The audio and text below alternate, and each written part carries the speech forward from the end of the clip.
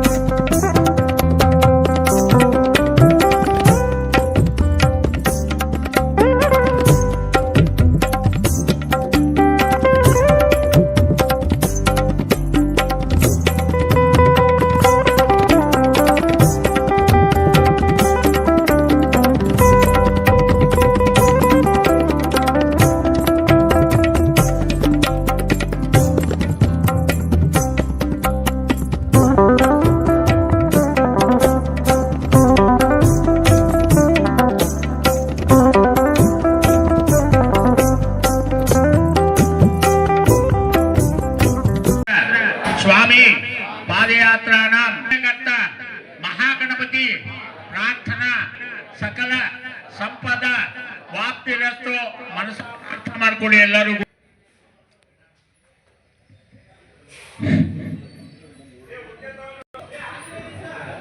ಅಧ್ಯಕ್ಷರು ಅನಿಸಿಕೆಗಳನ್ನು ಹೇಳ್ತಾರೆ. ಮುಂದೆ ಪಾದಯಾತ್ರೆಯನ್ನು ವಿಶೇಷವಾಗಿ ಎಲ್ಲರೂ ಕೂಡ ಪಾದಯಾತ್ರೆಯನ್ನ ನಿರ್ವಿಘ್ನವಾಗಿ ನಡೆಯಲಿ. ವರುಣದೇವ ನಮ್ಮ ಗ್ರಾಮದಲ್ಲಿ ನಮ್ಮ ದೇಶದಲ್ಲಿ ವಿಶೇಷವಾಗಿ ಮಳೆ ಬೆಳೆಯನ್ನು ಕೊಡಲಿ, ರೈತರಿಗೆ ಅನುಕೂಲವಾಗಲಿ ಮತ್ತು ವಿಶೇಷವಾಗಿ ಆ ರಾಯರು ನಮಗೆ ಅನುಗ್ರಹ ಮಾಡಲಿ ಅಂತ ಹೇಳಿ ಎಲ್ಲರೂ ಪ್ರಾರ್ಥನೆ ಮಾಡಿಕೊಡ್ರಿ, ಸಂಕಲ್ಪ ಮಾಡಿರಿ.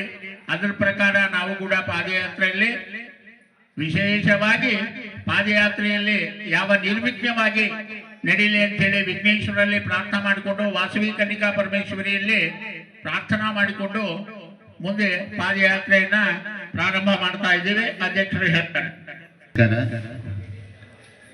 ಕಮ್ಮಿ ಅನಾನುಕೂಲ ಆದರೆ ಯಾವುದೇ ರೀತಿಯಲ್ಲಿ ಸ್ವಲ್ಪ ಹೊಂದಿಕೊಂಡು ಹೋಗೋದು. ಯಾಕಂದರೆ ಆಗ್ತಾ ಇರ್ತಾವೆ. ಮನೆಯಲ್ಲಿ 5 ಮಂದಿ ಇದ್ರೂ 5 ಮಂದಿಗೆ ಮಾಡ್ಕ್ಯಾರ. ನೀವೆಲ್ಲರ ಸಹಕಾರ ಬೇಕು ಮೇನ್. ಯಾಕಂದರೆ ಸಹಕಾರ ಇಲ್ಲಂದರೆ ಯಾವುದೂ ಆಗೋದಿಲ್ಲ. ಆಮೇಲೆ ಭಕ್ತಿಪೂರ್ವಕವಾಗಿ ಹೋಗಿ ಬರಬೇಕು. ಬಂದೀವಿ ಸುಮ್ಮನೆ ನಿಮಗೆ ಆರೋಗ್ಯ ಭಾಗ್ಯ ಕೊಡ್ಲಂತ ಫಸ್ಟ್ ಕೇಳ್ತಾ ಇದ್ದೀನಿ. ಯಾಕಂದರೆ ಆರೋಗ್ಯ ಇದ್ದರೆ ಎಲ್ಲವುದು ಈಗಿನ ಕಾಲದಲ್ಲಿ. ಆರೋಗ್ಯನೇ ಇಲ್ಲಾಂದರೆ ಏನು ತಗೊಂಡು ಏನು ಮಾಡ್ತೀರಿ? ಅದಕ್ಕೆ ನೀವು ಭಕ್ತಿಪೂರ್ವಕವಾಗಿ ಯಾರ್ದು ಮಾತಾಡಬಾರ್ರಿ. ನಿಮಗೆ ಯಾರು ಬೇಕಿಲ್ಲ, ಸುಮ್ಮನೆ ನಿಮ್ಮ ಮನಸ್ಸಿನಾಗ ನೀವು ಇಟ್ಕೊಳ್ರಿ. ಅವ್ರದ್ದು ಹಿಂಗ ಇವ್ರದ್ದು ಹಿಂಗ ಯಾರು ಊರು ಸುದ್ದಿಗಳು ಬೇಡ. ಅಲ್ಲಿ ನಿಮ್ಮ ಭಕ್ತಿ ಏನಿದೆ ಆ ಭಕ್ತಿಯಲ್ಲಿ ಹೋಗಿ ಬರ್ರಿ, ನಿಮಗೆ ಫಲ ಸಿಗ್ತದೆ. ಆ ರಾಯರು ಎಲ್ಲರಿಗೂ ನಿಮ್ಮೆಲ್ಲರಿಗೂ ಅನುಗ್ರಹ ಮಾಡ್ತಾರಂತೇಳಿ ನನ್ನ 2 ಮಾತು ಮುಗಿಸ್ತಾ ಇದ್ದೀನಿ.